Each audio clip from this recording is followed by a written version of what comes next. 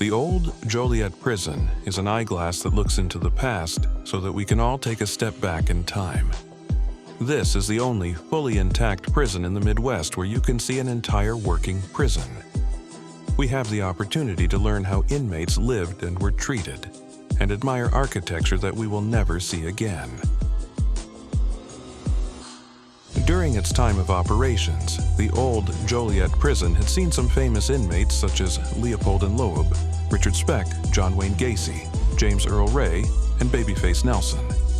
The prison is probably best known today for its most popular, albeit fictional inmate, Joliet Jake Blues from the 1980 film The Blues Brothers.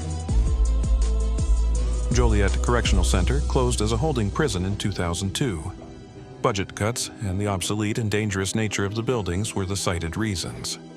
All inmates and most staff were transferred to Stateville Correctional Center. As of 2018, the Joliet Area Historical Museum is running tours of the penitentiary for Route 66 travelers and other interested parties. Enjoy all of the rich history this iconic site has to offer in Joliet, Illinois.